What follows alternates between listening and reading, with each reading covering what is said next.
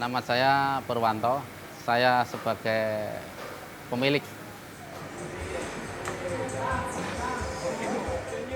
Sekitar tahun 2014.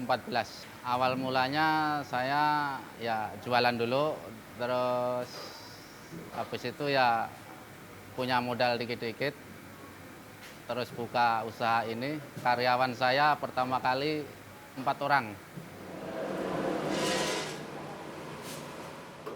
Eko Sandi Wijaya, ya sebagai pengurus produksi sih.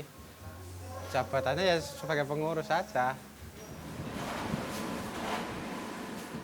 Ya dulunya kan ibaratnya namanya dulu masih muda ya cari pengalaman itu harus ada.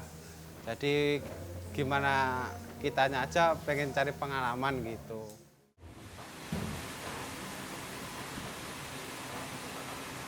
Alhamdulillah udah berjalan semakin setahun 2 tahun perjuangan, semakin nambah omset, semakin nambah karyawan.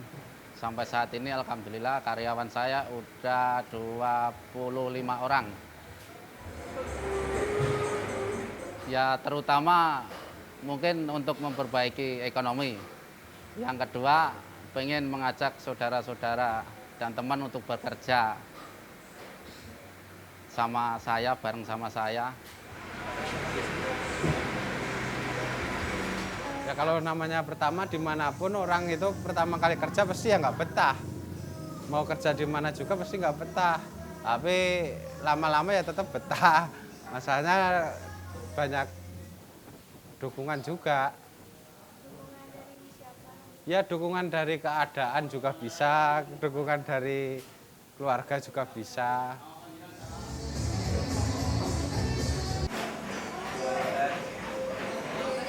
Usia yang pasti ya 18 ke atas, semua udah pasti udah lulus, yang ada ya ada yang lulusan SD, lulusan SMP, lulusan SMA, ada yang sampai kuliah juga ada.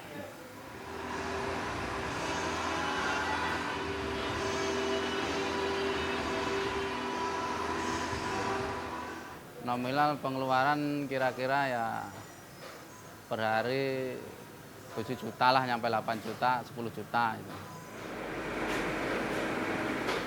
Ya area daerah sampai daerah Bogor. Rutenya daerah Bogor, jadi dari sini ke Bogor itu kan banyak pasar. Ya kita emang berusaha masukin tiap pasar itu yang paling jauh Bogor.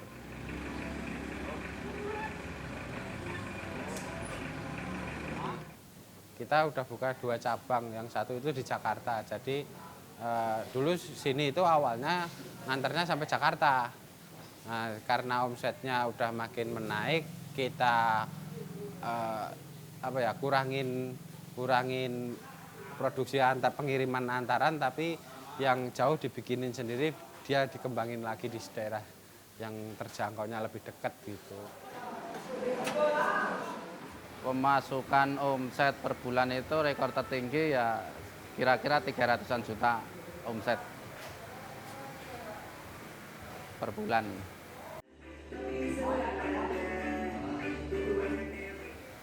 Pemasukan per bulan rata-rata, pemasukan bersih itu rata-rata ya bisa 5 juta, kadang-kadang kalau lagi rame ya bisa nyampe 10 juta.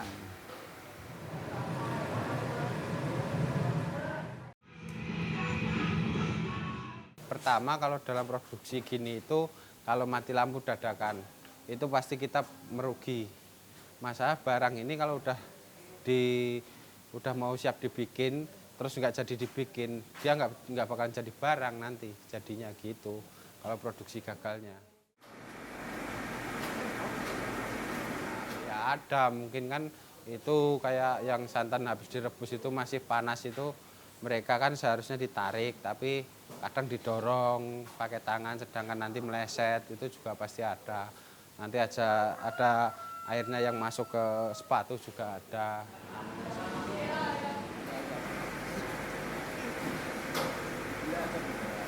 Masalah alat mesin produksi itu kita berusaha harus ada cadangan mesin. Jadi sewaktu dia rusak kita harus langsung bisa tukar ganti. Jadi biar gimana caranya kita nggak terganggu dalam produksi. Apa?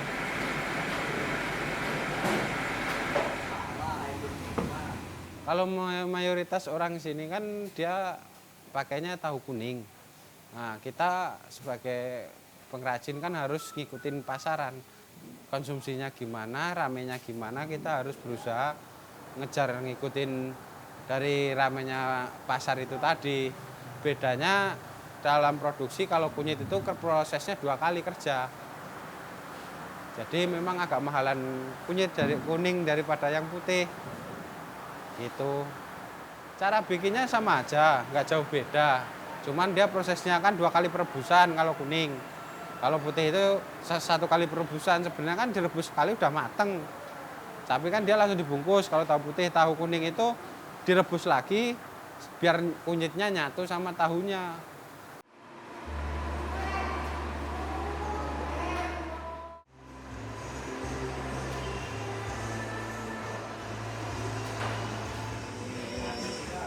Ya pasti ada, cuman kan kita itu gimana caranya namanya kerja harus ada jalan tengahnya gitu. Jadi kayak ibaratnya saya itu ngasih solusinya gimana biar nggak terjadi perselisihan gitu. Ya,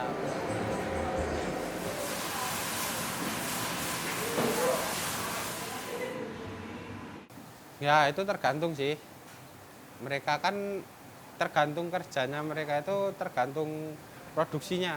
Kalau yang awal itu kan dia mulai pagi paling enggak jam 7 atau jam setengah 8, nanti dia beres paling jam 2, jam 3. Kalau yang kayak bungkus ini tuh tadi kan dia mulainya jam 10, nanti dia beres paling enggak jam 6 gitu.